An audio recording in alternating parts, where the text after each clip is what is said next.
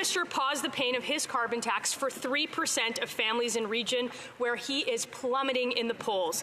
The Liberal minister from Newfoundland said if people in other regions wanted the same pause, that they should have elected Liberals. But people in York region elected Liberal MPs. In fact, 7 of them, and yet their constituents aren't getting the pause. Right. Yesterday, these MPs could have voted to take the tax off for the residents of York region, but they voted with the Prime Minister. So can anybody from York region stand up and explain their choice to leave their constituents in the cold?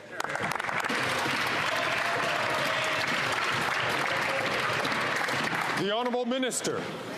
Thank you, Mr. Speaker. As I have said a number of times in this House, we have taken action that addresses affordability for particularly vulnerable Canadians. Heating oil costs 2 to 4 times that of natural gas. It accelerated by 75% in 2022, but we've done it in a manner that addresses the climate crisis at the same time and ensures affordability for people going forward. It will save $2,500 a year. It applies to people who live in every province and territory in this country, so long as provinces and territories step up.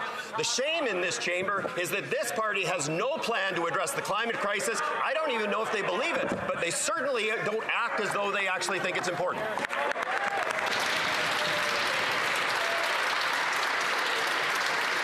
The Honourable Member from Thornhill. It certainly doesn't help the people in Newmarket, in Aurora, in Richmond Hill, in Woodbridge, in Markham, in Stouffville, or in North York. All of these communities got sold out by their Liberal MPs, and they can't even tell people why. They had a choice to stand with their communities, and instead they stood with the Prime Minister, and now they're hiding and hoping that everybody forgets. If these MPs won't listen to their constituents, won't advocate for them in the House of Commons, and won't even stand to defend their vote, then what are they even doing here?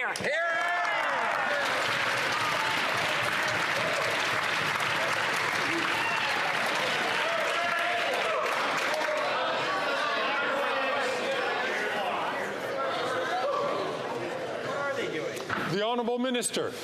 Thank you, Mr. Speaker. This policy choice is about both affordability and about ensuring that we are addressing the climate crisis. I call on all provinces and territories to join us, certainly the Government of Ontario. Ontario has indicated an interest in moving forward with us on co-delivering this project, which would be enormously important going forward.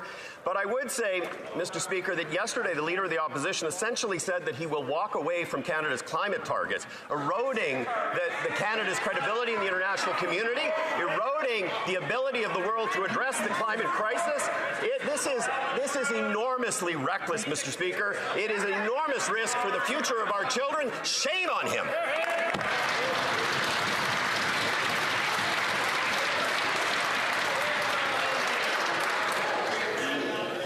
The Honourable Member from Parry Sound Muskoka. Mr. Speaker, the Prime Minister paused the paying of his carbon tax for 3% of Canadians in regions where he was plummeting in the polls. Then the Liberal Rural Affairs Minister said if people in other regions wanted the same pause, well, they should elect Liberals.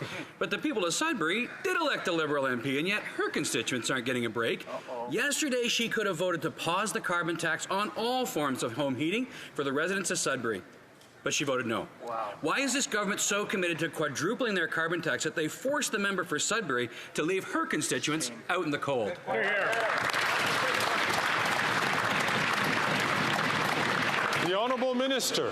Thank you, Mr. Speaker. We have a serious plan, real policy that addresses affordability, but also addresses the climate crisis. The Leader of the official opposition has no plan. He mouths taglines like technology, not taxes.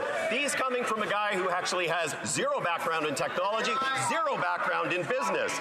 This coming from somebody who has been opposing the deployment of offshore wind technology through the passage of Bill C-49, something that is actually supported by the Conservative Premier of Nova Scotia and the Premier of Newfoundland and Labrador. Shame on them, having no plan for climate change, having no plan for the economy of the future.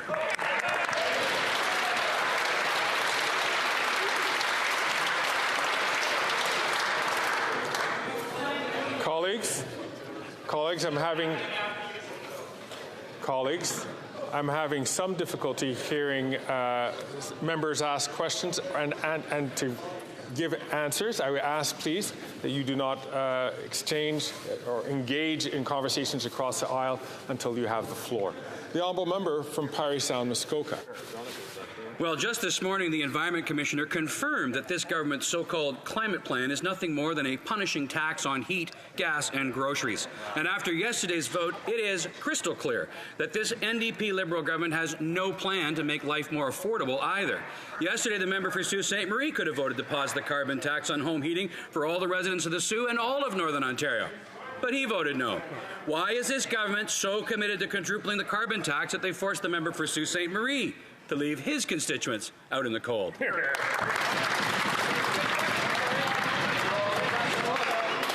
Honourable Minister. Mr. Speaker, there is an equity thing that's happening here. Treating all folks equally, when they start out unequal, that just perpetuates an inequality. It costs 4 times as much to heat your home on heating oil as it does natural gas, and that is a particular problem when you live in a region like me that does not have access to natural gas. Let us pick up for those people hardest hit, Mr. Speaker. Let's make sure that they get the break that they deserve. Thank you, Mr. Speaker.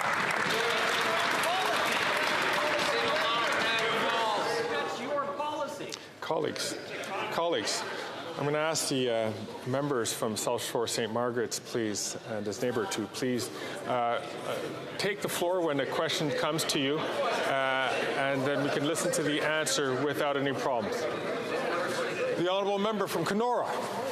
The Prime Minister has paused the paying of his carbon tax for 3% of families in areas where he is plummeting in the polls. And the Liberal Rural Affairs Minister says if others wanted a similar pause, well, they should have elected more Liberals. Mr. Speaker, the people of Thunder Bay, Rainy River did elect a Liberal MP, yet they are not seeing this pause. And just yesterday, that member had an opportunity to vote to take the tax off and keep the heat on, but he voted against our common sense motion. So, Mr. Speaker, why is this government so committed to quadrupling the carbon tax that the member from Thunder Bay, Rainy River left the people of Northern Ontario outside in the cold?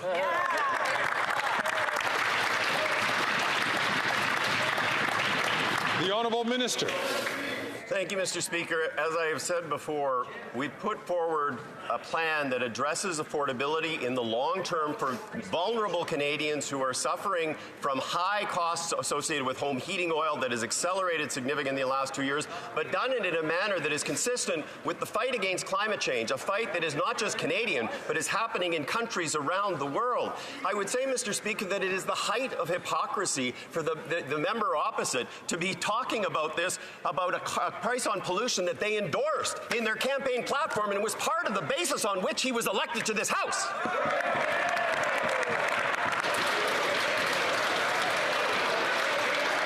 The Honourable Member from Kenora. Mr. Speaker, they have absolutely no plan for affordability after 8 years, which must be why the Prime Minister has paused his carbon tax paying for 3% of families. But people in Thunder Bay Superior North want to know why their MP, a Liberal minister, wasn't able to get the same pause for people across Northern Ontario. And just yesterday, she had the opportunity to vote to keep the heat on and take the tax off for people across Northern Ontario. So again, Mr. Speaker, why is this government so committed to quadrupling their carbon tax that the member from Thunder Bay Superior North was forced to leave the people of Northern Ontario out in the cold?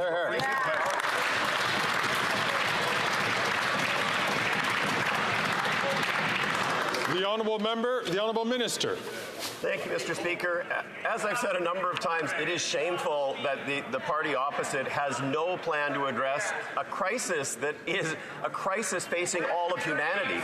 But I would tell you, in the modern age, having a recognition and acceptance of the realities of climate change is critical to having an economic plan that can be relevant for the future. What we hear is the Leader of the Opposition will cancel the Volkswagen battery manufacturing plant, that he opposes offshore wind and hydrogen development in Newfoundland and Nova Scotia, that he would get rid of the Canada Infrastructure Bank, that would eliminate the small modular reactor project at Darlington. He is opposed to everything, and at the end of the day, he has no plan for the economy and he has no plan for the environment. There you go.